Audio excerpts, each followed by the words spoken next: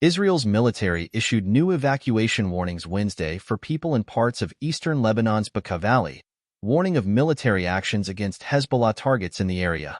An Israel Defense Forces spokesperson said people in Baalbek, Ein Bordei, and Duris should leave their homes.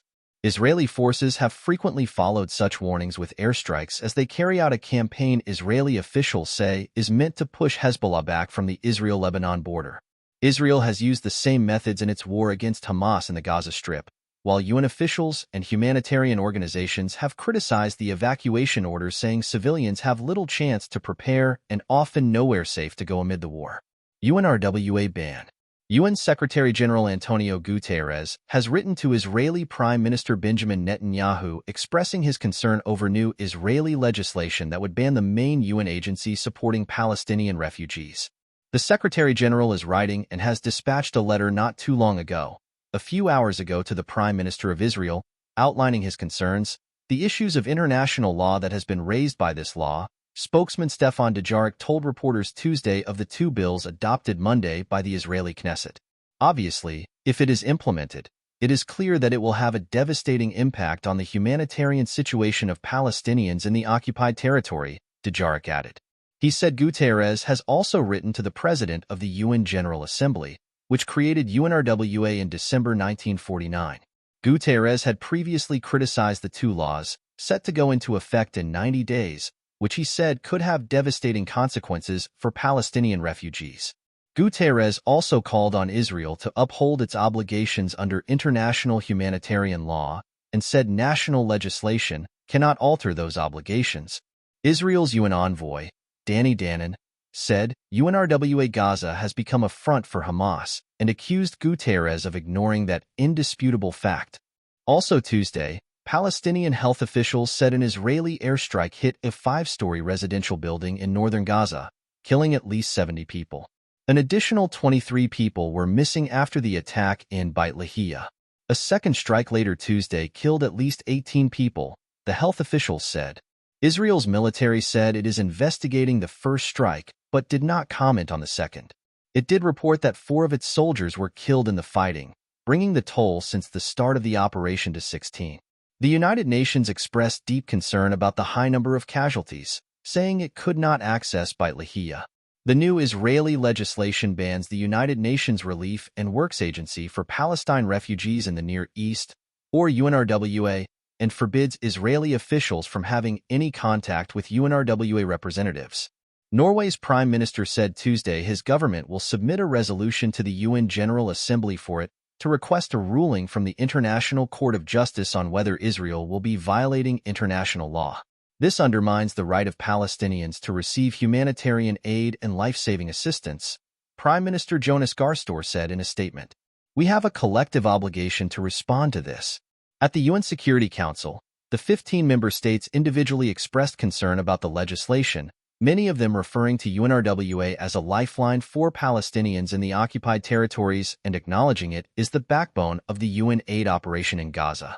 The U.S. envoy urged UN Chief Guterres to create a mechanism to review and address allegations that UNRWA personnel have ties to Hamas. At the same time, we know that right now, there is no alternative to UNRWA when it comes to delivering food and other life-saving aid in Gaza, Linda Thomas-Greenfield said. Therefore, we have concerns about this legislation being implemented. UNRWA Commissioner General Philippe Lazzarini said in a statement Monday that the bill sets a dangerous precedent.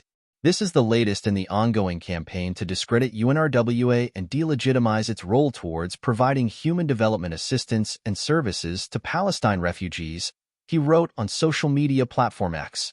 Israel has accused dozens of UNRWA staffers of being members of Hamas and some of participating in the October 7, 2023, terror attacks. UNRWA says it has taken action against about a dozen employees that Israel provided evidence about regarding their involvement with the terror group. However, in dozens of other cases, UNRWA has received either insufficient or no evidence from Israeli authorities. The legislation comes at a time when the World Food Program warns that famine threatens parts of Gaza, healthcare lies in shambles, and humanitarians say they face numerous obstacles in getting aid to the most needy, including Israeli denials and obstruction and Gazans looting convoys. The UN said Tuesday that 80% of Gazans, about 1.7 million people, have not received their October food rations. On October 15th, the Biden administration gave Israel 30 days to improve the humanitarian situation in Gaza or face consequences under U.S. law that could include curtailing military financing. Ambassador Thomas Greenfield reiterated Washington's concerns about the humanitarian situation Tuesday at the Security Council.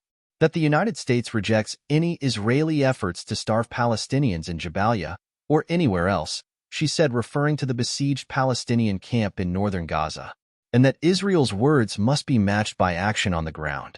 Right now, that is not happening. This must change immediately.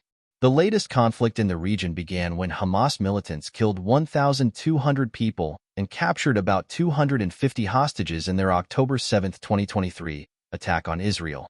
Israel says it believes Hamas is still holding 101 hostages, including 35 the military says are dead. Israel's counteroffensive in Gaza has killed more than 43,000 Palestinians, according to the territory's health ministry, with Israel saying the death toll includes thousands of militants. The Israeli campaign has devastated much of the Gaza Strip, while the fighting and Israeli evacuation orders have displaced around 90% of Gaza's population of 2.3 million people. Hamas and Hezbollah are U.S.-designated terror groups. VOA UN correspondent Margaret Bashir contributed to this report. Some information for this story came from the Associated Press, Agence France Presse, and Reuters.